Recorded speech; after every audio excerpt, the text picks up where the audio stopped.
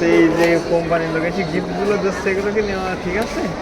আপনি তো সব জায়গায় হিসাবেই আছেন, মানে আপনি হিসাবে বলি তো ওনারা ডক্টর, ওনাকে লাগবে না, না আপনারা সব নিজেরাই সরকারি তো বেতন দিচ্ছে আমাদের, দিচ্ছে না? হ্যাঁ, তা ওষুধগুলো লিখবে তাহলে ওষুধ কোম্পানি না, আমরা পড়ে ওটা গিফট আমাকে দিচ্ছে, আমরা পড়ে আসি না, আমার কাছে দিচ্ছে না, আমার দিচ্ছে তাই না? ভাব দিয়ে না, না আপনার কথাবার্তা এমনি ভালো লাগছে না, ভালো লাগতেছে না? না আপনার মানে এমনি ভালো লাগছে, আপনি সঠিক কথা বলতেছি তো, গিফট আমার দিচ্ছে, আমি তো আপনাকে কথা বলছি না, আমি তো আপনাকে কথা বলতেছি না, ওখানে নিষেধ আছে কম করতে হবে। আমরা সরকারি এত পরিমাণ ট্যাক্স দিচ্ছি কি করতে, তাহলে আমাদের উল্টো পাল্টা লোক লিখে দেওয়ার কাজ হবে আমাদের। অনেকগুলো কোম্পানি এসে অনেকগুলো ব্যক্তিগত আপনি আমাকে কেন বলছেন? এই জন্য তো আমরা যথেষ্ট টাকা খরচ আপনি সরকারের কাছে যান, আপনাদের মাথায় পেমেন্টেশন যখন আমাদের বেতন দেয় না তখন কোথায় যান আপনারা?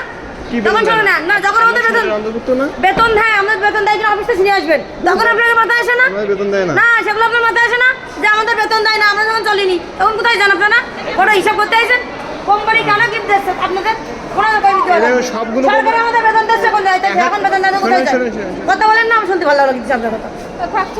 আরে আগে এমনি উনি খাচ্ছে বলি, এই জন্য বলে না কিছু কিছু ক্ষেত্রে এমনি বেয়াদব। আমরা কিছুই বেয়াদব। লিগ্যাল কথা বলবেন না। আপনি আমাকে দিচ্ছেন না, কোন কোম্পানি আমাকে দিচ্ছে? হচ্ছে না, আমি চিল্লাচিল্লি করতেছি।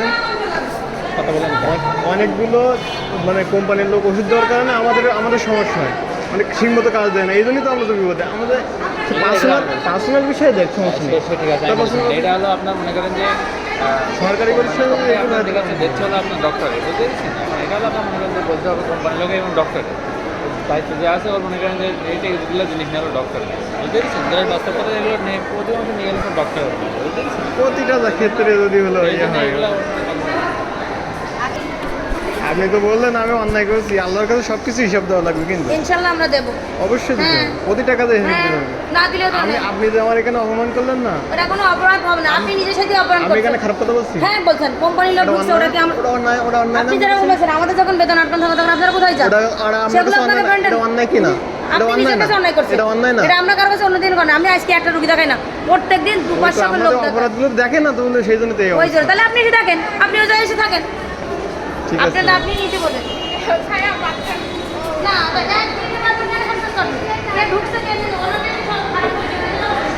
ভাই আমার কাজ হলো, অপরাধ হলে আমি অবশ্যই আমরা এখানে কোনো অপরাধের কথা বলি না, আমার এখানে আমার কোনো অপরাধ নেই। আমার মুসলিম হিসেবে কাজ হলো, অপরাধকে হলে অবশ্যই আমি অন্য অপরাধগুলো ধরেন দিন, কিরকম আপনি হচ্ছেন কেন? অবশ্যই সময় হলে আমার সামনে যেটা ধরতেছে আমি সেটা ধরবো। এটা কি অপরাধ হয়েছে আমার কাছে? না আপনি কি অপরাধ হয়েছে? বাড়ি থেকে এটা নেওয়া বেনি। আপনি আমার সাথে আসেন, ডক্টরের সাথে কথা বলেন। আপনি ডক্টরের সাথে আমার সাথে কথা বলছেন কেন? আপনি ভাবছেন আমার ঘরে মাথা গরম হয়ে যায়, আপনি ভাবো কেন? যদি মনে হয় তাহলে ওই সাড়ে কাজ যান। সরি ফাজিল এমনি